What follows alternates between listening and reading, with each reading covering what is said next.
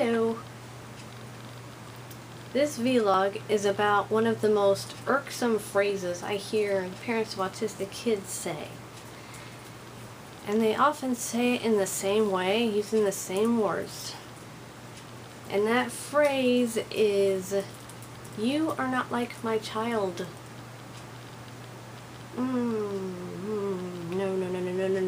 Don't say that. Don't say that. It's bad. I'll tell you why it's bad. Why am I holding my tangle like a microphone, first of all? Hello, USA, whatever. The reason why that phrase is bad is it's dismissive, first of all. It's very dismissive because if you're not autistic, you're not living with an autistic brain. You don't know what an autistic person is feeling like.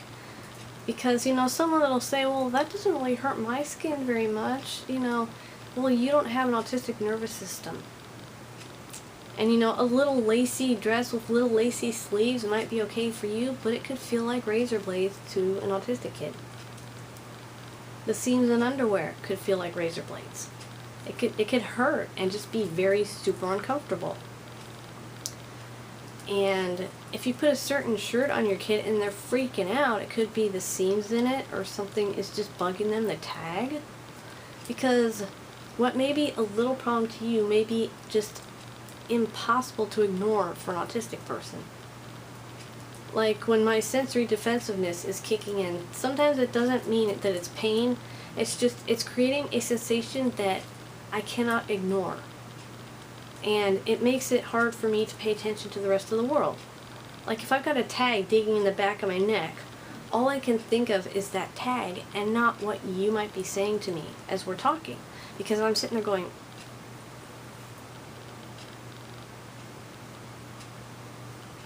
and you're talking and you sound like the adults on Peanuts, with Snoopy, wah wah wah wah wah wah wah wah wah. That's kind of all I can hear because my brain is going, you got a tag digging into you, you got a tag digging into you, you got a tag digging into you, let's get this effing tag out of here. And then it's usually, Mom, can you get this tag out? Please, Mom, can you get this tag out? Get this tag, get the tag, get the tag. That's kind of what I do if I don't take the shirt off and cut it off myself, but I can't do that if I'm out in public. I'd get arrested, even though I've got, no boobs, really. But, if your kid is having an issue with sensory defensiveness and you can't figure out why an autistic person gives you advice, it might seem like it's really simple advice and maybe you feel bad that you didn't think about it.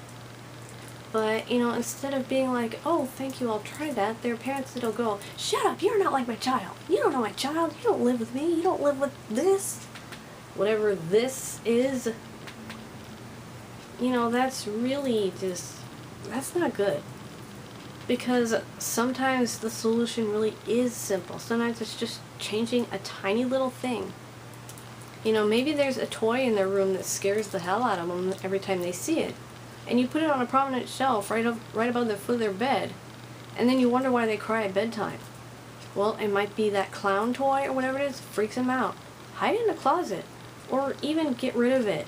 If it's an heirloom or something, put it in your closet and keep it there. Keep it where they can't see it. When I was little, my grandma had one of those electric organs. And I learned how to get terrified of it because when she turned it on, but when she wasn't playing it, it made this noise that just dug into my ears. And it scared me because it was painful and I couldn't figure out where it was coming from. And then I found out the organ was doing it, so I was terrified of the organ. She had to put the organ away in her closet and cover it with an Afghan because I would not go near it. I wouldn't want to be in the same room with it. I wouldn't want to be anywhere where I could see it. I was terrified of this thing, and I was like 5 maybe. But it was because it made a noise, and also it was a very big thing, so it looked like a monster to me. And I thought that it was going to just open a mouth somewhere and just swallow me whole. So I was terrified of it because it was a source of pain. And when I was little, I treated sources of pain as a monster. It was a thing that was going to do something bad to me. So you can imagine how it was like when I was little, when I had to get shots and blood tests, and I got a whole bunch of that stuff going on all through childhood because, you know, everybody was misdiagnosing me. Let's see, I got diagnosed with, they tried to test me for Turner syndrome. I didn't have that. They tried to say that I have ADHD, and not sure about that. I don't think so though. And they tried to give me oppositional defiant disorder. No, doesn't quite work. I got diagnosed with a whole bunch of things that were not right because they were diagnosing one symptom instead of the whole thing. That's why it took till I was 15, because girls don't get autistic. Well, they do. Sorry. I'm a girl. I'm a woman. But not very ladylike. Most of the time. Anyway.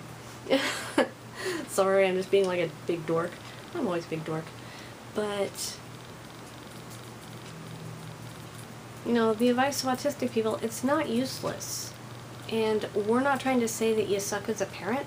We're not trying to say that, we know your child better than you do or something. It's like we know your child's issues a little better than you do because we live with them. I know what it feels like to hear a smoke detector go off and feel like I've got ice picks going into my ears and stabbing my skull because the brain doesn't feel pain. So it's my skull and the meninges underneath. But to a kid, it's just all around pain. They're going to freak out and they're going to be terrified. So it's kind of a way for me to just help you teach your kid that they don't have to be so terrified of the world. You got to teach them that these things are not going to hurt them. They hurt, but they're not going to hurt them. Like a smoke alarm is not going to kill you. I remember when I was young, I was also afraid of ceiling fans because I was afraid they would fall off and cut me in half. Yeah. Because I was taught that all fans have a screen so that you don't get hurt from them. So when I saw a ceiling fan for the first time and someone turned it on, I screamed and ran out of the room. And now it's like I just look at it, it's like, oh, visual stim, cool, spinning, oh, I like spinny stuff, cool. Although my ceiling fan doesn't work anymore, so I can't spin it unless I get up and move it with my hand, but I'm too short. I'm 5'1", I'm short. Anyway, so don't say you're not like my child, because I am like your child. And it doesn't matter if your child is nonverbal or if they can talk. I'm autistic, they're autistic. That makes me like your child. But I have experience driving my body. I've had this for 36 years, and your child may have only had it for 5. Now, how good of a car driver were you when you were first learning versus when you got better at it? When you were 16 and got your first car and took your driver's test, how good did you drive then versus how well you drive 5-10 years later? You see? It's experience, and it's not useless. It may actually help. So when an autistic person tries to give advice, at least listen, please, because we might be making your child's life a whole lot easier. And by proxy, so will yours. Okay? Bye.